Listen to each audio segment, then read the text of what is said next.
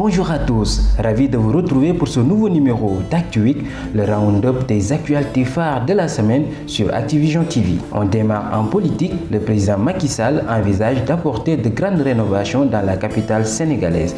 Le schéma du plan de rénovation prévoit la destruction de la prison de Rebeuss. Dans cette même optique, Soham Wardini, le maire de Dakar, a lancé la modernisation des marchés de la capitale sénégalaise. Après Sandaga, ce sera au tour du marché Kermel. Elle a fait la précision le 2 août au cours des opérations de démolition du marché Sandaga, précisant qu'il s'agit d'une opération de désencombrement pour que le centre-ville soit propre. En société, la disparition du jeune Djibi Diol et de sa petite famille tristement décédée dans un incendie criminel ce mercredi à Denver aux États-Unis a plongé tout un quartier dans l'émoi et dans la douleur. La police a ouvert une enquête pour déterminer les circonstances de cet incendie et identifier les auteurs présumés. Au quartier Wahinan Nimzat de Guédiawaye, la famille Ndiol est inconsolable après la mort de son fils et de ses petites filles dans un incendie. Les voisins ont présenté leurs condoléances aux parents des victimes. La baisse de la criminalité notée depuis le début de l'année 2020 s'est poursuivie en juillet, assure la police nationale. Pour le mois de juillet, 4 cas d'atteinte à l'intégrité physique ayant entraîné mort d'homme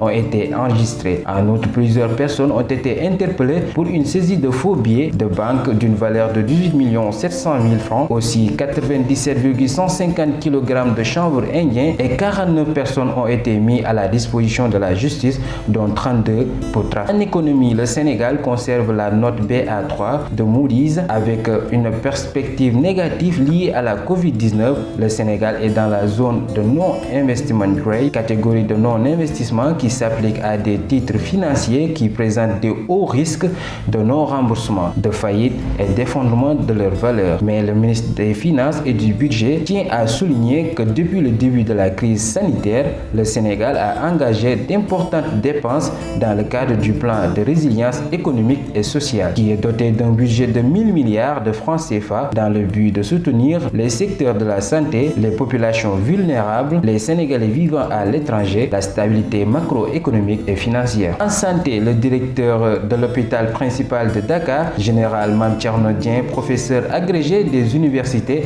a fait des révélations sur les morts enregistrées ces derniers temps liées au coronavirus. Selon le docteur Dieng, la plupart des personnes décédées de la Covid-19 ont été infectées dans les levées du corps et enterrements. Ces derniers jours, le nombre de décès de personnalités de ce pays a attiré l'attention de nombreux médecins. Selon eux, la fermeture des frontières qui aurait retardé le rendez-vous médicaux à l'étranger de la plupart des personnalités, entre autres facteurs. Pour remédier à cela, il propose plus d'agents de santé qualifiés.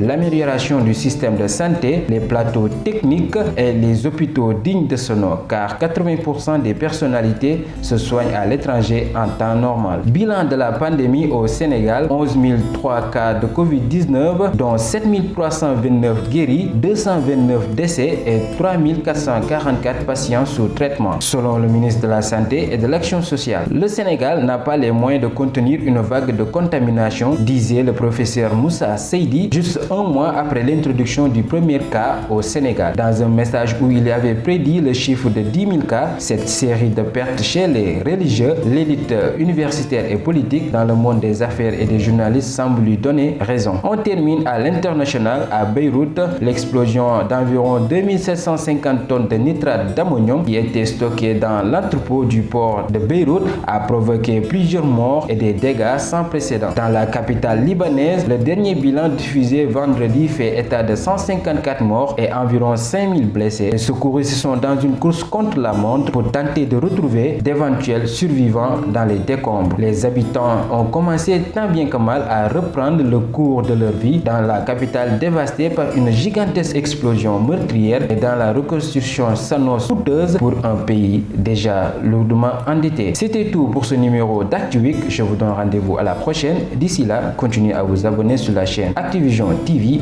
et à nous suivre sur notre site internet www.activision.com.